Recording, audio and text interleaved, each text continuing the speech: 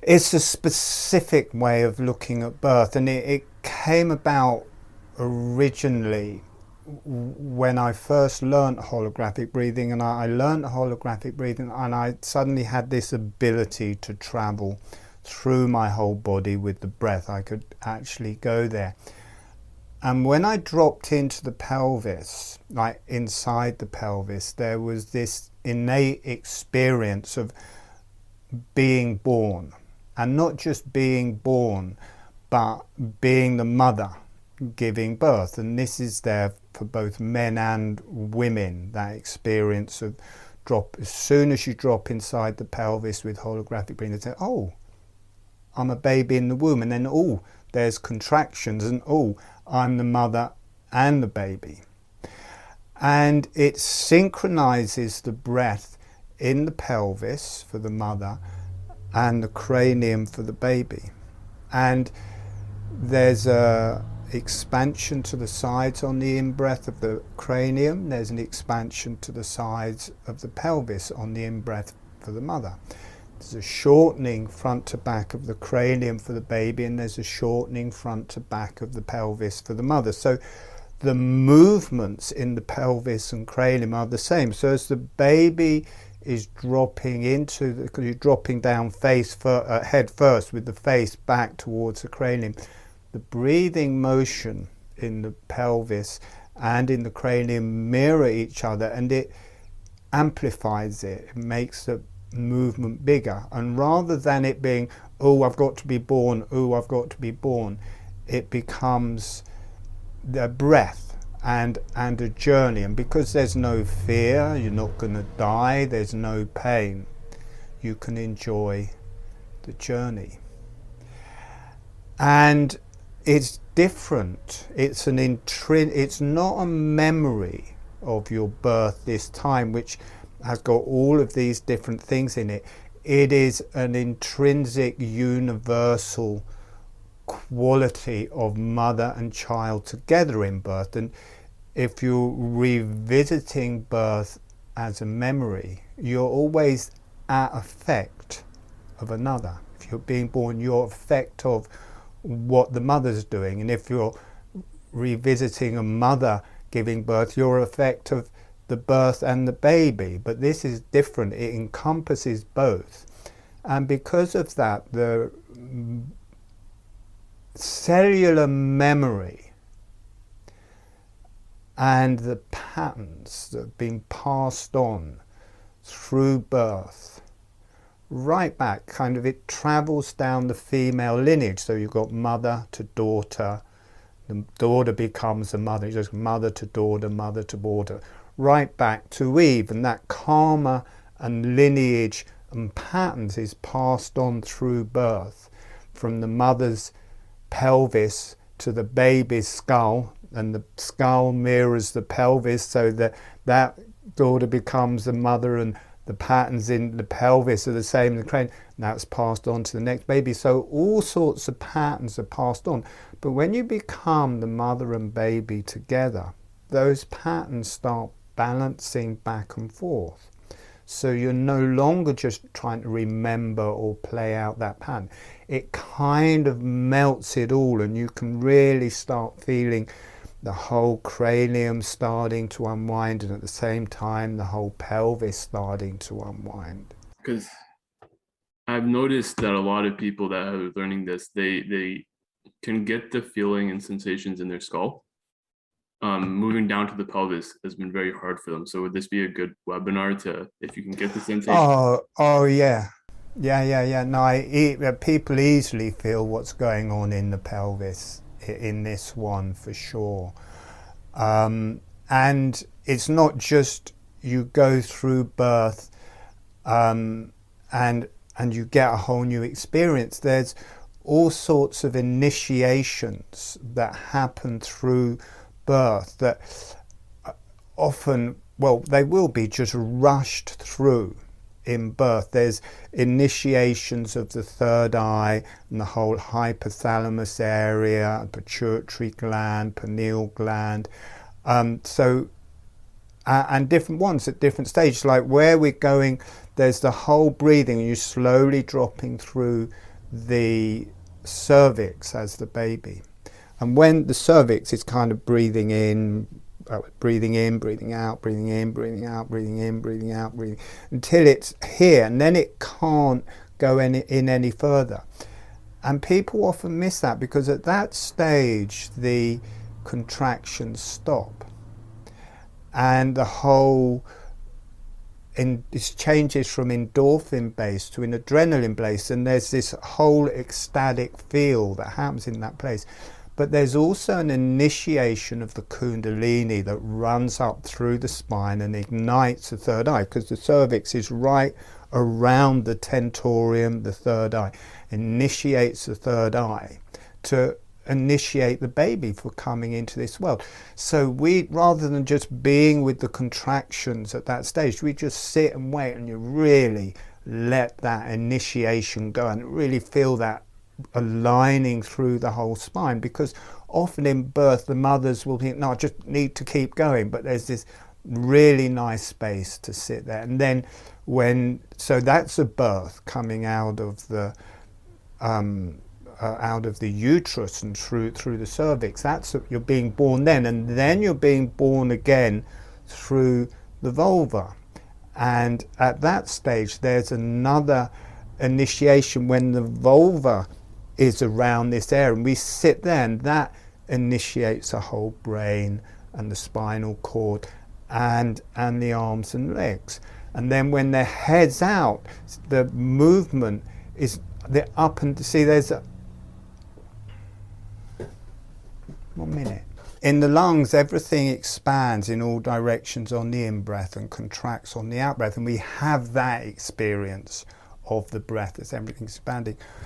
In the abdomen, that's not so. We experience everything expanding, but to cause that expansion, there's a contraction from the diaphragm at the top to the pelvic floor, and it's the muscles tightening. Breathing in, it's the tightening, and we feel the expansion. On the out breath, it's relaxing. So breathing in, breathing out, breathing in, breathing out. But we don't experience that hydraulic contraction that's causing the expansion. In birth, they're called contractions, but the uterus is the same. The contractions are an in-breath, breathing in, and then within that you've got the mother's diaphragm coming down on top. So you've got contraction, which is an in-breath, and then with the mother's diaphragm, breathing in, breathing out, breathing in, breathing out. So it's imprinting the breath into the baby, and it's this longitudinal motion of the breath. So here we have like the abdomen around the uterus. So the mother's diaphragm is continually imprinting.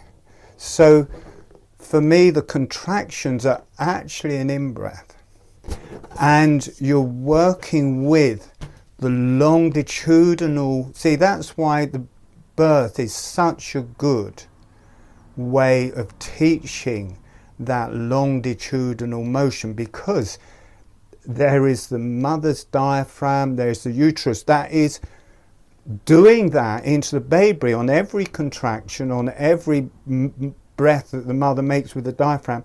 The baby is shortening top to bottom and expanding to the sides, which is an in-breath. And that's between the contractions, and on the out-breath, the baby is lengthening and narrowing. So the breath is being imprinted into the baby through birth. And then we work with that through the whole body as the mother, breathing in, breathing out, breathing in, and then within the baby, breathing in, breathing out. And we really get to feel this longitudinal motion actually causing the breath, and that it gives a whole different experience of it. And then we just sit into one initiation after another. There are 7 initiations that open up all the centers through the body. They open up the breath, they open up the digestion, they open up the sexual organs and sexual energy. They connect through and open up the kundalini to the higher self. So it's a tremendously powerful webinar. And those initiations are missed a lot because of, oh, we've just got to get to the end, we've got to make sure the baby's alive, we've got to make sure the mother's alive. But as ourselves, doing it with the baby and the mother, we can just sit into those initiations till they go right the way.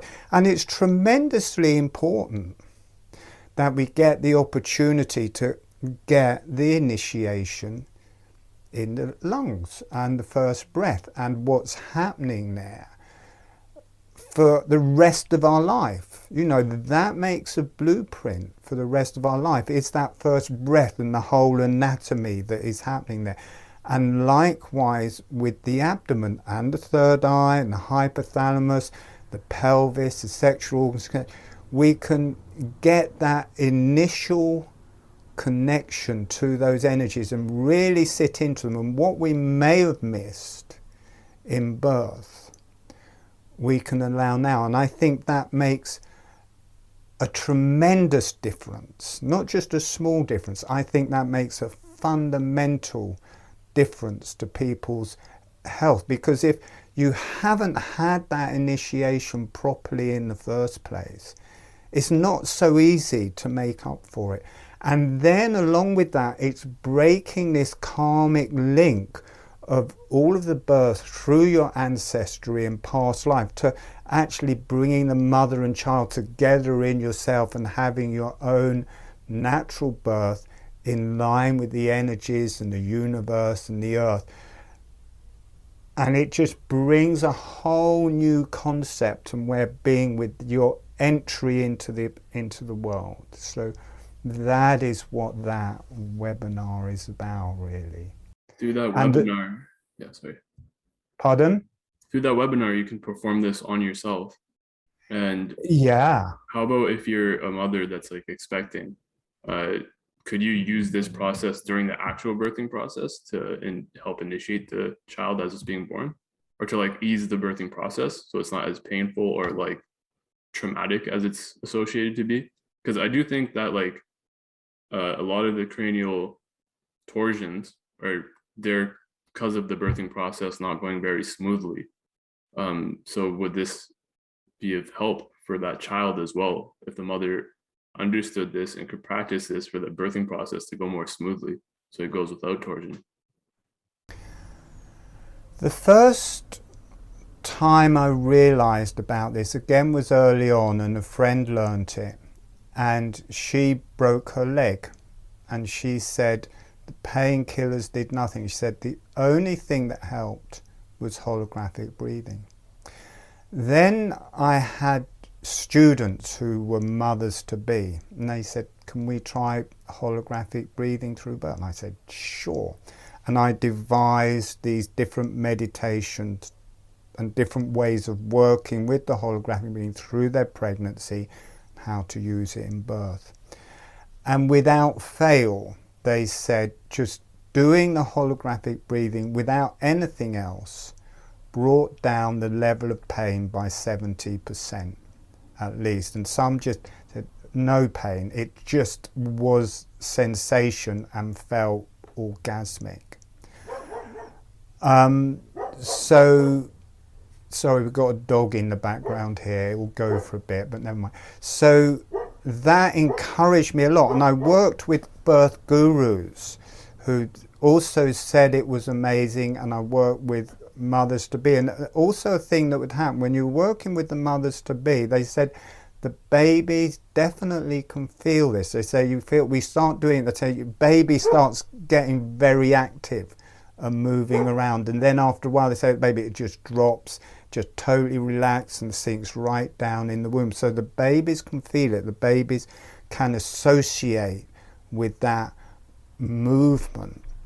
And then after they've given birth, if the baby's upset, all they had to do was put the baby in their lap and do holographic breathing. I think it reminds the baby of how it was in the womb, because I think this initial breathing of holographic breathing is into the cells, and I think the reason people feel that it is so relaxing is that's how we breathed and formed in the womb. And suckling, when the baby comes out and it's on the breast, suckling is or holographic breathing is a subtle form of suckling. They're kind of the same thing. So holographic breathing is totally enmeshed into birth.